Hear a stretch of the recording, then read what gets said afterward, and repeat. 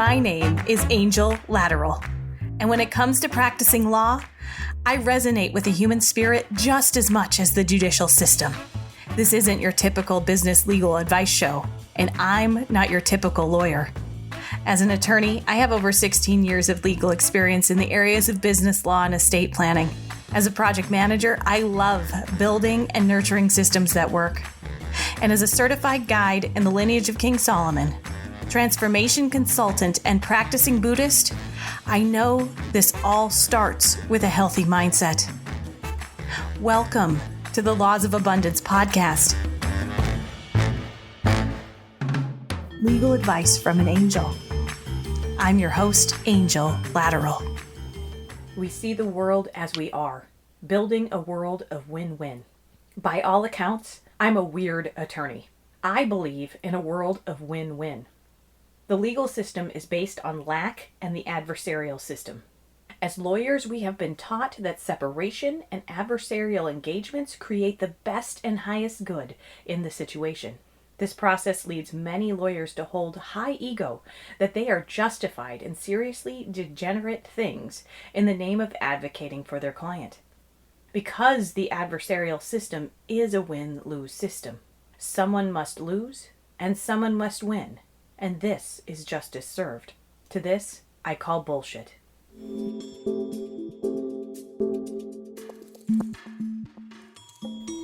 So in the past weeks on this podcast, I've talked about the concept of our thoughts creating action. Our thoughts creating our reality. I'm going to put this little gem out there for you to ponder. All thought is acted upon, regardless if you are the actor or not. You see the world as you are. Meaning, if you see a world of assholes, perhaps you need to take a look at yourself and confirm first who is the number one asshole in the room. The constant, the asshole in all of those situations, is yourself. Similarly, I've been accused of being naively positive and not realistic enough more than once. But I believe first, assume support, and that every person is a divine being deserving of love and respect. Now you attack me or my family, my friends or my business, I will defend myself. I am not a floor mat. But first and foremost, I care about everyone, and I want the best and highest good for all. And I assume that anyone across the table from me is doing the same, even in legal matters. There is a lack mentality pervasively infesting an entire system that governs our world, at least in the US, and it masquerades as justice when it's an illusion. Spreading a lie that we are justified in judging another because one must win and one must lose. Why can't both parties win? Why is any consideration of this called alternative dispute resolution? An alternative to what? To win-lose? Why is win-lose more realistic? Why is win-win seen as unrealistic? What makes it more or less realistic than the belief that there is lack in the world, and thus for one to gain, another must lose? What if the world had enough for everyone? It does, by the way. We live in abundance, but we believe in lack. We are ensconced in lack, and it makes so many people live in survival mode, fighting just to get their scraps. When there is a cornucopia of bounty just waiting to be had if you stop playing in the mud puddle. So, I challenge you to relearn the belief in what is truly realistic. Why is the negative any more realistic than the positive? There's absolutely no empirical evidence one way or the other, though our belief in one or the other ensures its truth. Thus, we must flip the script. This is a script on both the micro and the macrocosm.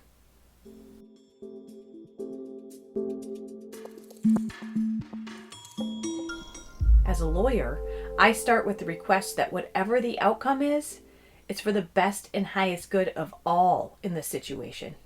And as a lawyer, I personally prefer to work outside of litigious matters and do planful, preventative, and communicative things as a lawyer, ensuring that the best outcomes are assured. But if I do find myself negotiating towards settlement of a matter, I always start with what is the best outcome for all. And I advise my clients to look long-term from the heart versus seeking judgment or any type of lust, vengeance, or even righteousness. As the path of the righteous is often judgment, and where there is judgment, there is no love. And where there is no love, there is no humanity. And when there is no humanity, there is barbarism. And where there is barbarism, there is evil and suffering. I do not want, nor will I participate in the perpetuation of evil and suffering. And just because a system says that I must choose a lesser of two evils, it doesn't mean I have to believe in it. In fact, I will not choose the lesser of two evils. I will choose something that is not evil at all. President of the United States for 4 years, and he never dropped a bomb or ordered the shooting of a single gun. No one died under his watch as the commander-in-chief of the United States military. This was not a miracle. It was because he was dedicated to loving human beings across the world and held in his heart, I quote, the Prince of Peace, this being Jesus Christ, the greatest example of love and healing for our planet in history. Regardless of your religious affiliation, can anyone argue that Jesus was not the embodiment of love? Can anyone argue that someone like President Jimmy Carter, holding an arsenal of the military-industrial complex at his fingertips, was not a disciple of that kind of love? Jimmy believed in win-win, and that is how he got the Camp David Accords between Israel and Egypt. This is how he got those 52 hostages home alive without dropping a bomb on another country. This is not how he won re-election, because the United States citizens do not believe as a populace in win-win and love. I wish we did. But win-win requires that we start from an abundance mindset, the belief that there is fundamentally enough for everyone on this planet, that two people can win, that there is no scarcity of any resource that the conversation is engaged in. Also requires that those engaging in the conversation trust and love the other human as a human, deserving of love and respect. That they truly recognize the divinity of the other, and that they hold that belief firmly, not allowing a negative belief otherwise to enter into the conversation. This is a law of abundance, because if you work this way as a human, you are acting from love. You may not have a life free from difficulty. In fact, you may invite more. Jesus was crucified. People tried and did assassinate Gandhi. My mentors and teachers in life, Daisaku Ikeda, Absissimus Dave Lanyon, and the Modern Mystery School founder Gudni Gunnarsson, have all been accused as cult leaders.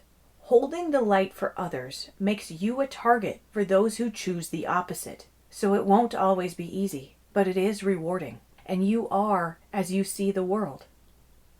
So if you see the world as full of love, it will return it to you. If you see money as abundant and yourself capable of making it, it will come to you. If you can believe that even in conflict, all can win, it is possible, I promise. But don't take my word for it. Try it yourself. Believe more in the unreasonable. Let go of the belief in realistic. That is a lie and an illusion that keeps you in a safe box. A prison of fearful unhappiness. Flush that shit down the toilet and come out of the bathroom. It's time to live your best life as a leader. The more you raise others up, the more will come back to you. Love and light, brothers and sisters. And like Bill and Ted once said, be excellent to each other. Thank you for allowing me to help you prosper. If you like this podcast, please review and subscribe.